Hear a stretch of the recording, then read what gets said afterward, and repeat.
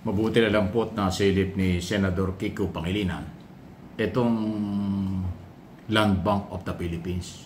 Kasi alam po ninyo, para sa inyong kaalaman, ang pera po ng gobyerno, local and national, lalo na po ang national government, under General Appropriation Law every year, ay nasa Land Bank of the Philippines kasi government bank ito. Ang tanong nga, bakit nga ba pagka mga contractor, district engineer o may kinalaman sa mga project ay nakakapag-withdraw ng daan-daang milyon? Samantalang yung mga pangkaraniwan mamamayan, nag-withdraw ka at nagdeposito ka ng 500,000, 500,000, kino-question ng bangko. Kasi talaga namang yan ang batas sa anti-money laundering law. Pero bakit pagka ganitong kalaki ng pera, ay napakabilis nilang i-release? Kung yung mga gunita, ang pinag-uusapan ay daan-daang milyon, bilyon ang idinideliver ng mga pera sa mga proponent na senador at congressman. Ay lahat yan galing halos sa Land Bank. Baka naman may kinalaman din ang Land Bank dito, ha? Pakinggan po natin yung ilang porsyon ng bahagi ng pagtatanong ni Senador Pangilinan. 57 million cash.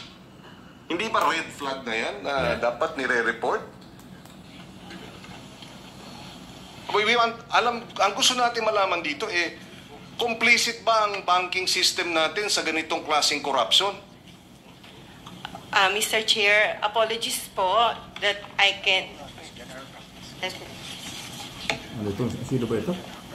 Galatbak na ito. Kindly stand up, ma'am. So you can reserve So, hindi pa pala nakakapanong pa. Ayan, Do you swear or affirm to tell the truth, the whole truth, and nothing but the truth in this proceeding? Yes po. Thank you. You may take your seat. Please proceed. Ayan. Tinatanong, bakit nakakapanong? Go ahead, ma'am. kalaking Please answer the pera. question.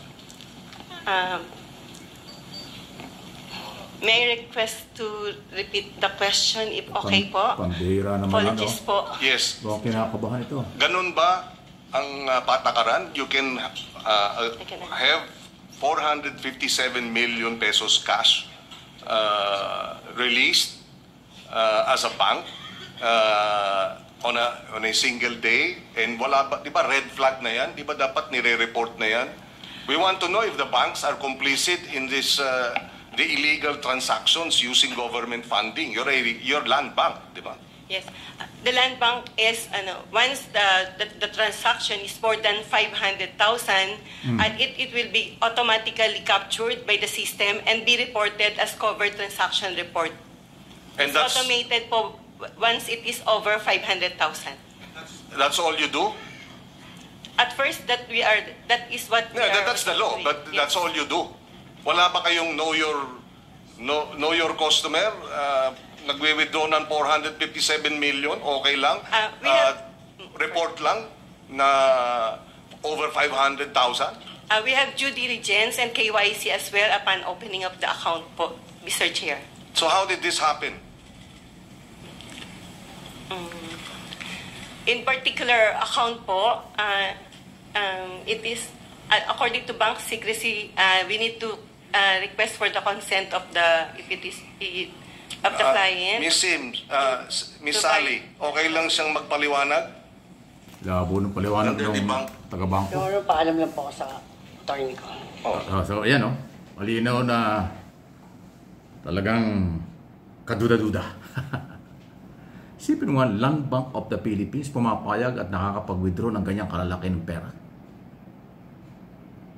Nasaan ang proteksyon? Pera pa ng taong bayan yan, ha? Hindi yan pera ng private sector. Kung private sector yan, parang sige lang, bahala kayo, pera nyo yan government money ito People's money. Di ba dapat mas doble, tripling pangangalagaan ng bangko ang pera ng taong bayan? Nasa oras lumampas sa 500,000 na withdraw yan, dapat questionin, saan galing? Bakit kukuha ng ganitong pera ng bayan ng gobyerno? Para saan ito? Saan mo gagamitin yan? Saan ang dokumento mo? Halos kalahating bilyon. Mahigit na 400 million. Parang naalala ko yung yung confidential pa ni Sara Duterte, di ba? Yung 3 beses nag-withdraw ng 125 million cash. Sa land bank din yun. Magkakasunod na araw, 125 million cash na ibibigay. Bakit gano'n? Pera ng bayan, ang dali nilang ibigay. Kaya nga, hindi na po talaga maiwasang pagdudahan na rin ng mamamayang Pilipino may-ari ng pera ang Land Bank of the Philippines. Kasi bakit parang relax na relax silang mag-release ng ganyang kalalaking pondo. Alam mo naman sa bangko, hindi ko naman nila lahat, may gimmick din dyan. Pag malaking deposit mo at maganda ang ugnayan nyo, may commission dyan eh. Ha? Siyempre, government bank yan eh, government money. So, hindi maiwasan ng kadududang galaw. At posible na kaya parang okay lang sa kanilang mag-withdraw ng ganyang kalalaking pera, may magagandang usapan dyan. Kaya dapat yung pamunuan ng Land Bank magpaliwanag din kayo sa taong bayan. Para bang walang proteksyon ang pera ng mamamayan sa inyong mga kamay. Nasa ng Bank Secrecy Law? Nasa ng Anti-Money Laundering Council? Puro mga batas yan eh. Bakit hindi umiiral yan? Pinaiiral yan sa mga private bank eh. Alam ko yan dahil pupunta rin ako ng bangko sa mga private bank. Kahit ikaw ay suki ka ng depositor nila, pag lumampas ng kalahating milyon, tatanungin talaga saan galing itong pera. Yun eh, karapatan yun eh, nasa batas yun eh. Eh bakit itong pera ng taong bayan ganyan? Ha? Kaya yan ang tanong ngayon. Kayo bang mga Tagalan Bank? Kayo ba'y involved din? Parang COA. Salit na mag-audit, nag-commission na lang. Kaya yung COA kung tawagin ay commission, hindi audit. Dahil lalo na ngayon, mayroong sumabit na isang commissioner, kontraktor ang asawa. So kung ganyan ang COA, ganyan ang Land Bank, pati DBM na wala rin pakalam, basta release ng pera, pati DPW, sabi saan tayo pupunta? Kawawa naman ang mamamayang Pilipino na may-ari ng pera.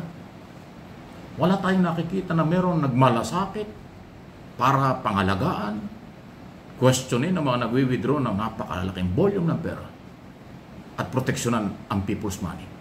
Bakit ganun? So, posibleng may magagandang usapan kayo. Kasi yung 1%, 2% sa daang milyon, malaking pera yon.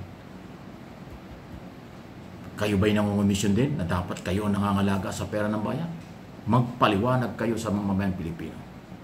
Hanggat nasa gobyerno kayo, anuman ang inyong posisyon, kayo ay public servant. Ang dapat yung paglingkuran ay mamamayang Pilipino. Kaya may karapatan ng mamamayang Pilipino nagpapasweldo sa inyong magtanong at magduda kung wala kayong konkretong paliwanag. Lumalawak ang kalokohan, lumalawak ang sabuatan, kawawa ang mamamayan. Ibang klase. Ibang klase itong ating gobyerno kumpara sa mauunlad na bansa, kumpara sa mayamang mga bansa. Ibang-iba tayo. Ang batas kayang paikutin, ang mga government official, hindi ko naman nilalahat, parang walang 100% na malasakit. Parang pera-pera lang, sweldo lang, pasarap sa buhay lang. Lord, save the Philippines. God, save the Philippines. Mapapailing ka na lang sa kalokohan nila.